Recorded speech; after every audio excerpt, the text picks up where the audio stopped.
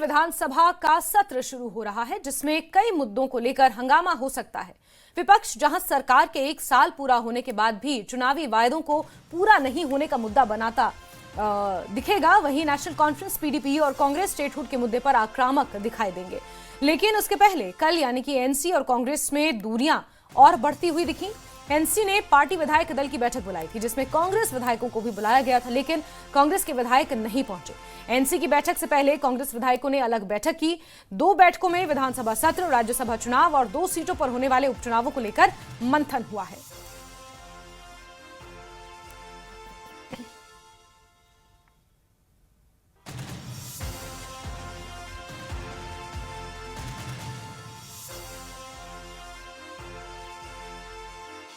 कोई नहीं, उनकी अपनी मीटिंग थी, वो अलहदा पार्टी हैं, उनकी अपनी मीटिंगें होती रहती हैं। लेकिन जहां तक इलेक्शन के हवाले से बात है, उन्होंने बार बार कहा है कि इस इलेक्शन में वो किसी तरह भी बीजेपी की मदद या बीजेपी की कामयाबी नहीं होने देंगे।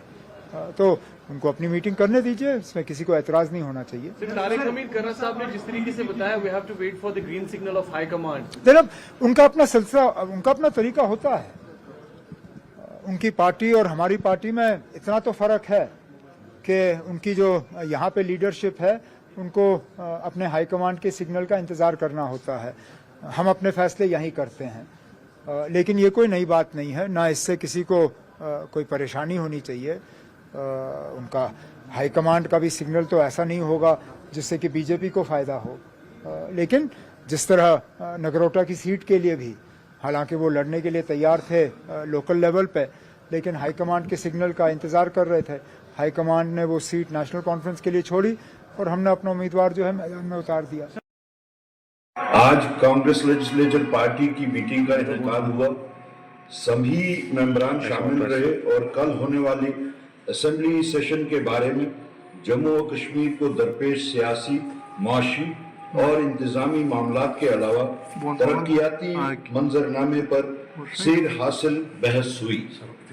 कांग्रेस लेजिस्लेटिव पार्टी अपने अवाम के तई जिम्मेदारियों को निभाने के लिए वादाबंद है और असेंबली फोरम को इज्जत और एतबार के साथ इस्तेमाल करने की सलाहियत रखता है।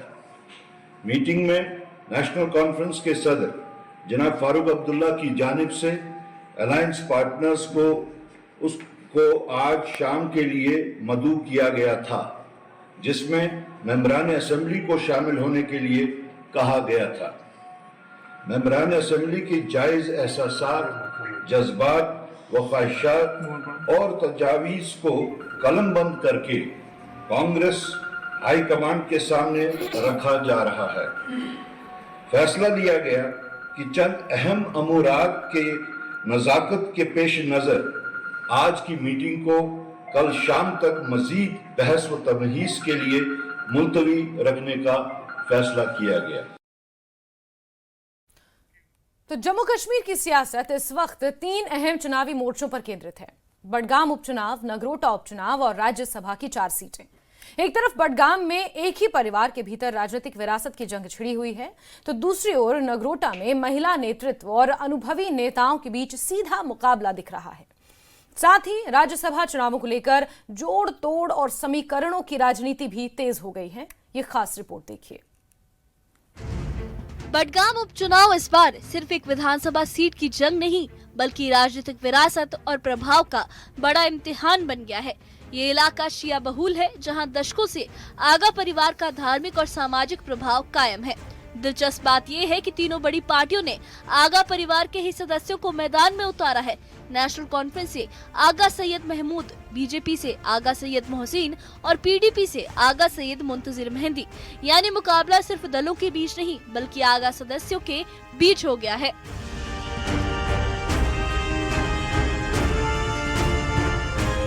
बडगाम में नेशनल कॉन्फ्रेंस के उम्मीदवार आगा सैयद महमूद ने अपने आवास पर चुनावी रणनीति को लेकर एक अहम बैठक की। इस बैठक में वरिष्ठ नेता अमित कौल, निसार अहमद और शोपियां के जिला सचिव मौजूद थे।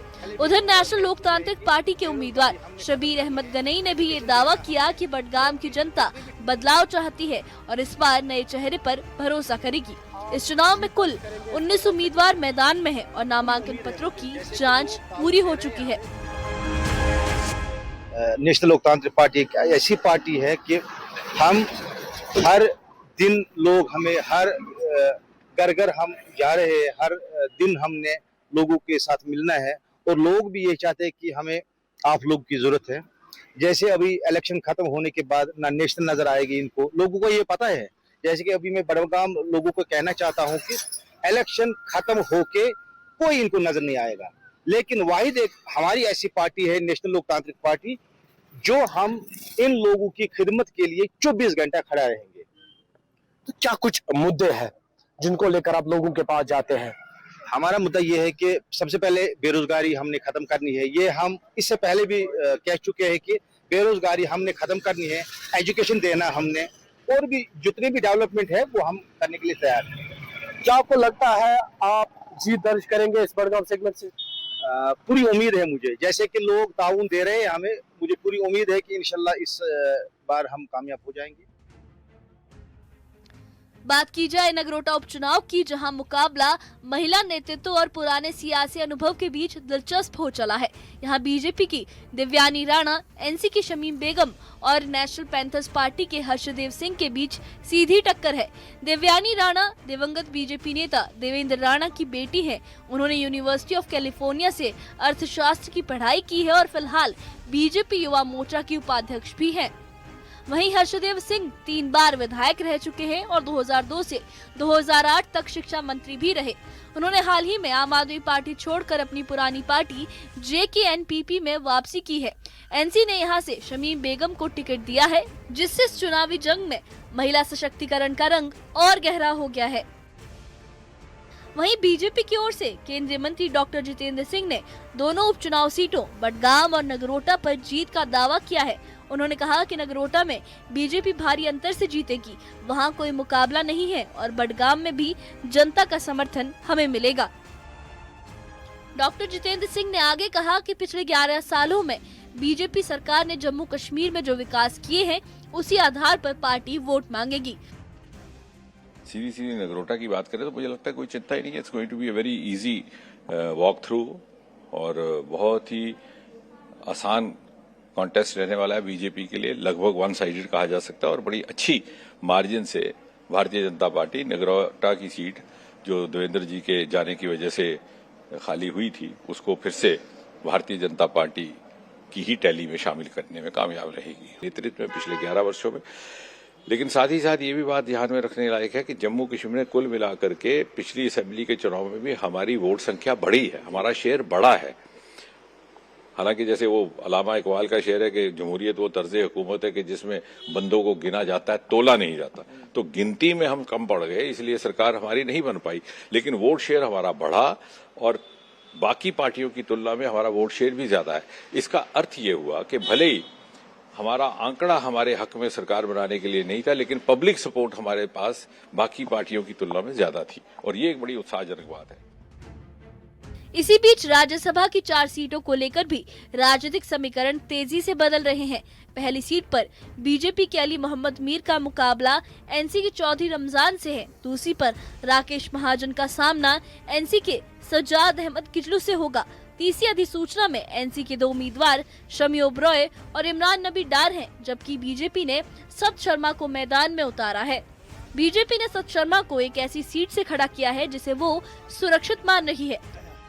बीजेपी नेता अली मोहम्मद मीर ने ये दावा किया है कि भले ही नंबर एनसी के साथ हो, लेकिन राष्ट्रवादी विचारधारा वाले विधायक बीजेपी के साथ खड़े होंगे। उन्होंने कहा कि बीते 11 सालों में बीजेपी ने जम्मू कश्मीर को नई दिशा दी है और अब पार्टी उसी विकास पथ पर आगे बढ़ रही है। कश्मीर का नहीं, मैं बोलूँ हमारे सामने कोई मुद्दा नहीं। जो हमने 11 साल में कार्यकाल किया है, 11 साल कार्यकाल में जो हमने की है वो आयान है। हम कभी भी पीछे हटने वाले लोग नहीं। जो भी कोई अधूरा रह गया हम उस वो पूरा करेंगे। भारतीय जनता पार्टी का हर एक व्यक्ति इस खादिम का नौकर है, इस खादिम मिलत का नौकर है। एक खादिम हम काम करेंगे, एक सिपाही की तरह हम लड़ते हैं।